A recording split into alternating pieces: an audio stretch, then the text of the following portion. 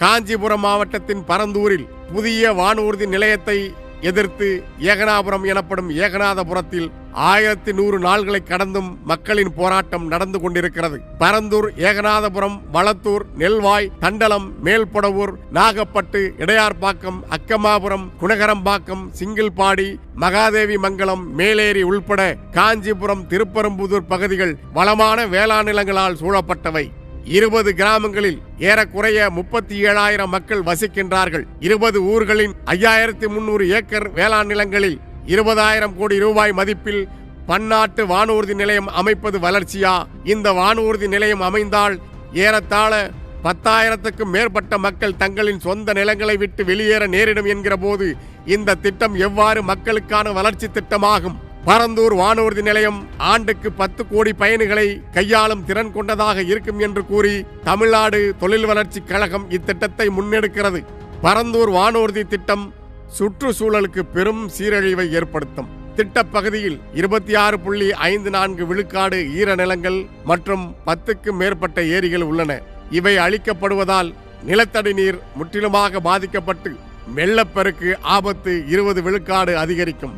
63.81 விழுக்காடு வேளாண் நிலங்கள் அழிவால் 4700 ஏக்கர்களுக்கு மேல் விளைநிலங்கள் முழுமையாக பாழாகும். இது உள்ளூர் வேளாண்மையை சார்ந்த 2800 குடும்பங்களை முற்றிலுமாக பாதிக்கும். ஆயிரக்கணக்கான மரங்கள் வெட்டப்படும். இதனால் உயிரின பன்மை குறையும். மேலும் வானூர்தி நிலையத்தின் இரைச்சல் மற்றும் காற்று மாசு உள்ளூர் உயிரினங்களை பாதிக்கும். 1000 ஆண்டுகள் தொன்மையான சிவன் கோயில், 100 ஆண்டு பெருமை வாய்ந்த பள்ளிக்கூடம், பல்லாயிரம் ஆண்டுகளாக பறந்து விரிந்து மனித குலத்தை காத்தருளும் அன்னை வயல்களாகிய விளைநிலங்கள், பறவைகள் சரணாலயங்களாக திகழும் ஏரிகள் என இயற்கையின் கொடைகளை அழித்து 20 கிராமங்களை நேரடியாகவும் 15 கிராமங்களை மறைமுகமாகவும் என மொத்தமாக 35 கிராமங்களை சிதைத்து உருவாக்கப்படும் திட்டம் எவ்வாறு வளர்ச்சி திட்டமாகும்? பரந்தூர் வானூர்தி நிலையத்துக்காக கையகப்படுத்தப்பட இருக்கும் வேளாண் நிலங்களில் 3250 ஏக்கர் விளைநிலங்கள் என்றும் 1300 ஏக்கர் புறம்போக்கு நிலங்கள் என்றும் தமிழ்நாடு அரசு சொல்கிறது. ஆனால் புறம்போக்கு நிலங்கள் என்று அரசால் குறிப்பிடப்படும் 1300 ஏக்கரில் 1000 ஏக்கர் ஏரி, குளம் உள்ளிட்ட நீர்நிலைகளாகும். புறம்போக்கு தரிசு நிலங்கள் உண்மையில் 300 ஏக்கர் மட்டும்தான் என்கிற பொழுது தமிழ்நாடு அரசு யாருக்காக பொய் சொல்கிறது? கம்பன் கால்வாய் பரந்தூர் சுற்று வட்டாரத்தின் மிக முக்கியமான நீர் வழியாக பல்லவ அரசன் கம்பவர்மனால் உருவாக்கப்பட்ட கம்பன் கால்வாய் அமைந்துள்ளது. அக்கால்வாய் காவிரி பாக்கத்தில் உள்ள பாலாறு அணையில் தொடங்கி 43 கிலோமீட்டர் பயணிக்கும் தனது பாதையில் 85 ஏரிகளை நிரப்பி திருப்பெரும்புதூர் ஏரியில் இணைகிறது. சென்னையின் முக்கிய குடிநீர் ஆதாரங்களில் ஒன்றாக கம்பன் கால்வாய் திகழ்ந்தது. இந்த கம்பன் கால்வாய் தூர்வாரப்பட்டு முறையாக பராமரிக்கப்பட்டிருந்தால் 2015ஆம் ஆண்டு அவ்வளவு பெரிய வெள்ளப்பெருக்கு ஏற்பட்டிருக்காது. சென்னை மக்கள் அத்தகைய பாதிப்பை சந்தித்திருக்க மாட்டார்கள். பரந்தூர் வானூர்தி நிலைய திட்டம் நிறைவேற்றப்பட்டால் கம்பன் கால்வாய் முற்றாக அழிக்கப்படும். கம்பன் கால்வாய் அழிக்கப்பட்டால் 2015ஆம் ஆண்டு ஏற்பட்ட வெள்ளப்பெருக்கு போன்ற பேரழிவை ஒவ்வொரு பருவமழையின் போதும் சென்னை மாநகரம் சந்திக்கும். பரந்தூர் ஏகநாதபுரம் மக்களுக்கு மட்டுமல்ல, சென்னையின் மேற்கு பகுதி தொடங்கி தென் சென்னை உள்பட பல பகுதிகளிலும் வாழுகின்ற மக்களும் வீடு, நிலம் உள்பட உடைமைகளை இழந்து அகதிகளாகும் நிலை உருவாகும்.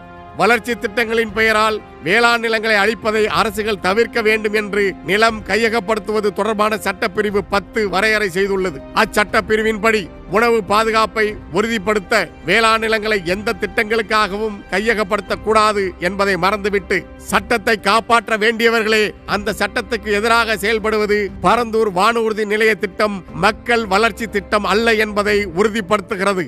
இதன் மூலம் சட்டமும் மக்களின் உணவு பாதுகாப்பும் கேள்விக்கு உள்ளாவது மட்டுமின்றி இந்திய ஒன்றிய அரசின் கிரீன்ஃபீல்ட் ஏர்போர்ட் என்று ஆங்கிலத்தில் சொல்லப்படும் பசுமை மாறா வானூர்தி நிலையங்களுக்கான வழிகாட்டு நெறிமுறைகளின்படி ஏற்கனவே வானூர்தி நிலையம் அமைந்துள்ள இடத்திலிருந்து 150 கிலோமீட்டருக்கு அப்பால் தான் புதிய வானூர்தி நிலையம் அமைக்கப்பட வேண்டும் என்கிற மிக முக்கியமான நெறிமுறை காற்றில் பறக்கவிடப்பட்டுள்ளது. பரந்தூரில் அறிவிக்கப்பட்டுள்ள புதிய வானூர்தி நிலையம் தற்போதுள்ள மீனம்பாக்கம் பன்னாட்டு வானூர்தி நிலையத்திலிருந்து 60 கிலோமீட்டருக்குள் இடம்பெற்றுள்ளது என்பது கவனிக்கப்பட வேண்டிய முக்கிய அம்சமாகிறது. எனவேதான் இது யாருக்கான வளர்ச்சி திட்டம் என்கிற ஐயம் மக்களிடம் இயல்பாகவே எழுந்துள்ளது. அரசின் விதிகளை அரசுகளே மதிக்காமல் சுற்றுச்சூழலையும் உணவு பாதுகாப்பையும் அளித்து உருவாக்க முயலும் வானூர்தி நிலையத்தால் வானூர்தி பயணிகளும் எதிர்காலத்தில் நிம்மதியாக பயணிக்க முடியும் என்று உறுதியாக கூற முடியாது. ஏனெனில் பரந்தூருக்கு அருகில் அரக்கோணத்தில் அமைந்துள்ள INS ராஜாளி எனப்படும் ஆசியாவின் 2வது பெரிய கடற்படை பயிற்சி மையமாக திகழும் கடற்படை விமானிகளுக்கு பயிற்சி அளிக்கும் இந்திய கடற்படை தளத்தின் வானூர்தி நிலையத்துக்கும் பரந்தூர் வானூர்தி நிலையத்துக்கும் இடையிலான வான்வெளியின் காற்று திசை இடைவெளி 15 கிலோமீட்டர் மட்டுமே உள்ளதால் புதிய வானூர்தி நிலையம் செயல்பட தொடங்கும் போது இந்திய கடற்படை வானூர்தி தளத்தின் பாதுகாப்பு கேள்விக்கு உள்ளாக கூடும். அதன் பிறகு பாதுகாப்பு குறைபாட்டை காரணம் காட்டி பரந்தூர் வானூர்தி நிலையத்திலிருந்து பயணிகள் வானூர்திகள் பறப்பதற்கும் சரக்குகளை கையாள்வதற்கும் கடுமையான கட்டுப்பாடுகளோ அல்லது தடையோ ஏற்படவும் வாய்ப்புள்ளது. இதனால் பரந்தூர் வானூர்தி நிலையத்திலிருந்து பயணம் மேற்கொள்பவர்களுக்கும் அப்போது மிக கடினமான சூழ்நிலை உருவாகும் என்கிற போது வேளாண் நிலங்களை அழித்து 10,000க்கும் மேற்பட்ட மக்களை நிலமற்ற அகதிகளாக்கி புதிய வானூர்தி நிலையத்தை எதற்காக அமைக்க வேண்டும் என்பதே அப்பகுதி மக்கள் எழுப்புகிற கேள்வி. மேலும் வானூர்தி போக்குவரத்துக்கு செலவு செய்யப்படும் ஒவ்வொரு 100 ரூபாய்க்கும் பயணிகளுக்கு 326 ரூபாய் அளவுக்கு பொருளாதார பயன்கள் கிடைக்கும் என்றும் 100 பேருக்கு நேரடி வேலைவாய்ப்பும் 610 பேருக்கு மறைமுக வேலைவாய்ப்பும் கிடைக்கும் என்றும் தமிழ்நாடு அரசு கூறியுள்ளது. 5369 ஏக்கர் விளைநிலங்களை அபகரித்து 1500 வீடுகளை இடித்து 10,000க்கும் மேற்பட்ட குடும்பங்களை நிர்கதியாக்கி சொந்த நிலத்திலிருந்து வெளியேற்றிவிட்டு வெறும் 710 பேருக்கு மட்டுமே வேலை தருவோம் என்பது அபத்தமான திட்டம் மட்டுமல்ல, மிகப்பெரிய மோசடி திட்டம் தானே தவிர மக்கள் வளர்ச்சி திட்டமாக ஒருபோதும் இருக்க முடியாது. பொய் கணக்குகளை சொல்லி அரசுகள் நிறைவேற்ற துடிக்கும் திட்டமானது உண்மையாகவே நில வணிகத்தில் ஈடுபட்டுள்ள முதலைகளுக்காகவும் பெரும் முதலாளிகளுக்காகவும் சொந்த நாட்டு மக்களை நிலமற்றவர்களாக்கி அப்புறப்படுத்தும் திட்டமே ஒழிய மக்களுக்கான வளர்ச்சி திட்டமாக இருக்கவே முடியாது. வானூர்தி நிலையமே கூடாது என்பதுதான் நாம் தமிழர் கட்சியின் கொள்கையா என்றால் இல்லை. உண்மையான வளர்ச்சி திட்டங்கள் தேவைதான், ஆனால் அவை மக்களை இடையூறு செய்வதாக இருக்கக்கூடாது. எனவே பரந்தூரில் வானூர்தி நிலையம் அமைப்பதை உடனடியாக கைவிட வேண்டும். சென்னையின் தற்போதைய வானூர்தி நிலையம் ஆண்டுக்கு 2.3 கோடி பயணிகளை கையாளும் திறன் கொண்டது. ஆனால் 2024ஆம் நிதியாண்டில் ஏறக்குறைய 2.2 கோடி பயணிகளை கையாண்டுள்ளது. 2025ஆம் ஆண்டின் முதல் அரையாண்டில் 1.2 கோடி பயணிகள் பயணித்துள்ளனர். இதில் உள்நாட்டு பயணம் 10.3 விழுக்காடு உயர்ந்துள்ளது. 58 லட்சம் பன்னாட்டு பயணிகள் 2024ஆம் ஆண்டில் பயணித்துள்ளனர். ஏற்கனவே மீனம்பாக்கம் விரிவாக்க திட்டம் நடைபெற்று வருகிறது. 2467 கோடி ரூபாய் செலவில் புதிய முனையம் T3 86,135 சதுர மீட்டர் பரப்பளவில் அமைக்கப்பட்டு பயணிகளை கையாளும் திறன் 3.5 கோடியாக உயரும் என்று எதிர்பார்க்கப்படுகிறது. இது நாளொன்றுக்கு 500க்கும் அதிகமான வானூர்திகளை கையாளும். மீனம்பாக்கம் வானூர்தி நிலையத்தை மேலும் விரிவாக்க சாத்தியம் உள்ளது. வானூர்திகளையும் வானூர்தி நிலையங்களையும் தனியாருக்கு கொடுத்து விட்ட பிறகு இந்திய ஒன்றிய அரசுக்கென்று சொந்தமான வானூர்திகள் இல்லை. பிறகு எதற்காக வானூர்தி நிலையம் அமைக்க ஆட்சியாளர்கள் துடிக்கிறார்கள்? அரசின் அதிகாரத்தை பயன்படுத்தி மக்களின் நிலங்களை கையகப்படுத்தி வானூர்தி நிலையங்களை அமைத்துவிட்டு அதன் பிறகு அதனை தனியார் நிறுவனங்களுக்கு தாரை வார்க்க தரகு வேலை செய்யும் ஆட்சியாளர்களின் சூழ்ச்சியை முறியடித்து மக்களின் வாழ்வுரிமை காக்கும் போராட்டம் உறுதியாக வெல்லும். நாடு வல்லரசாக வேண்டும் என்று கனவு காண்பவர்கள் உணவுக்கு எங்கே போவார்கள்? உணவில் தன்னிறைவு அடையாத நாடு முன்னேற்றம் காண முடியுமா? உணவு இறக்குமதி செய்யும் நாடு பொருளாதார நெருக்கடியில்தான் சிக்கி தவிக்கும் என்பது பொருளாதார வல்லுநர்களின் கருத்து. நிலம் இருந்தால்தான் மனிதர்கள் மனிதர்களாக இருக்க முடியும். நிலத்தை நம்பியிருக்கும் வேளாண் குடிகளை நிலத்திலிருந்து அப்புறப்படுத்தினால் நாட்டில் யாருக்கும் உணவு இல்லாமல் போகும்.